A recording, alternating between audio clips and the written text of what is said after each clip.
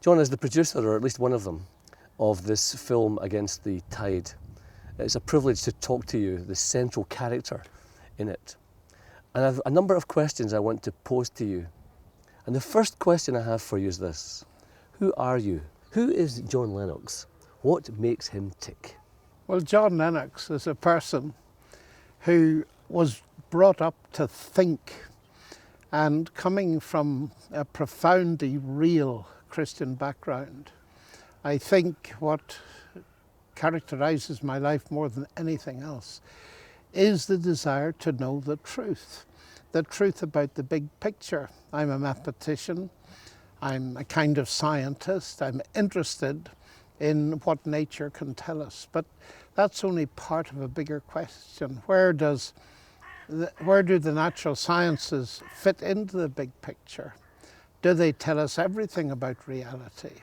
And because I believe in God, from a very early age, I wanted the evidences that would back up that belief.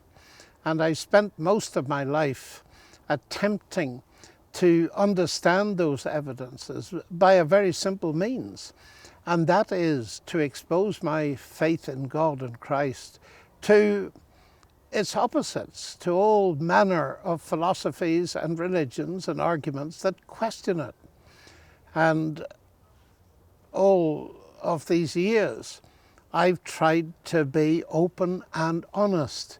In other words, I've tried to listen to agnostics and atheists and people of other persuasions. I've tried to walk in their shoes and see with their eyes, so that when I come to my own conclusions, they are based on having considered what other people think and not simply being blinkered by blind faith, by simply saying, I believe it. Blind faith. I heard you say that you believed from a very early age.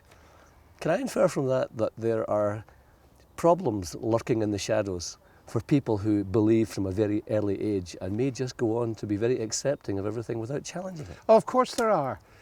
But you see, the basis of my belief when I was young was the hard evidence of seeing that Christianity was real in the life of my parents.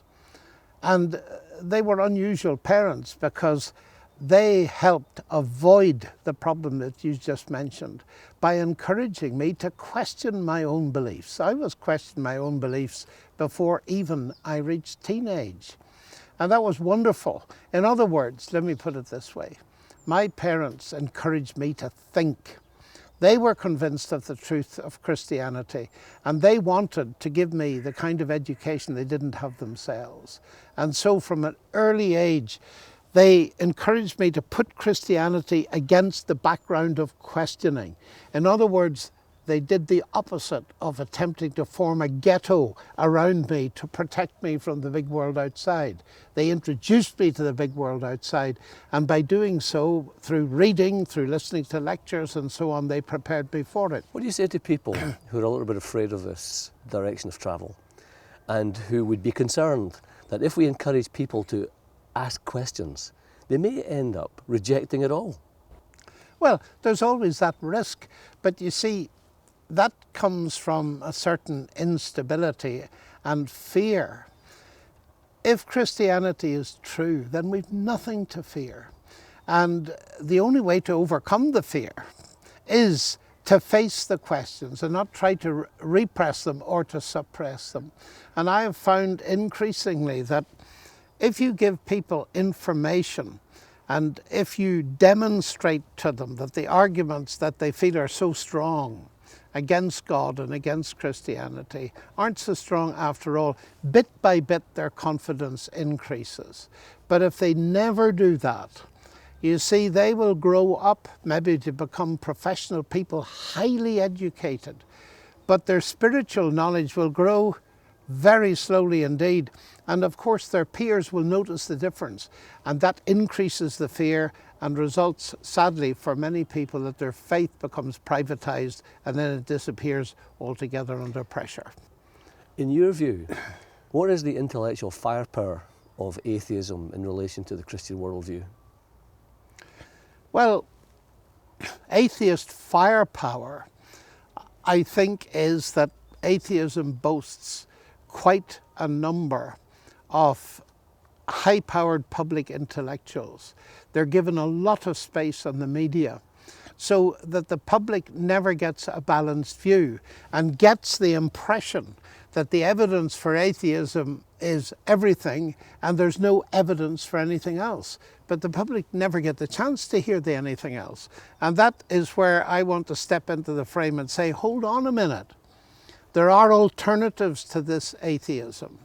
And they are very much more powerful because their explanatory power is much greater of all that we see around us. A difficult question in a way, but when you stand up against atheism, do you think you and the Christian view stand up tall, or do you emerge bloodied but not bowed? That's a leading question, I would say. I would incline to the fact that you might get a bash in your nose once or twice, but intellectually, morally, spiritually, Christianity stands up tall because atheism, it's atheism that crumbles.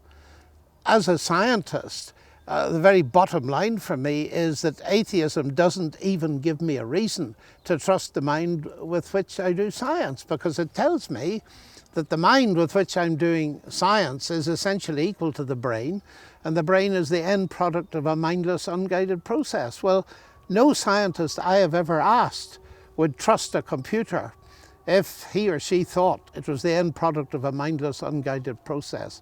So there's a big black hole at the bottom of atheism's thinking when it comes to science. Whereas as a Christian, I think, look, the justification for doing science, why science arose in the 16th and 17th centuries, is that the pioneers believed in a God, an intelligent God who was behind the universe, which was therefore a rational universe, and therefore studying that universe could even be part of their worship for him. To me, there's no competition between the atheist explanation and the Christian explanation.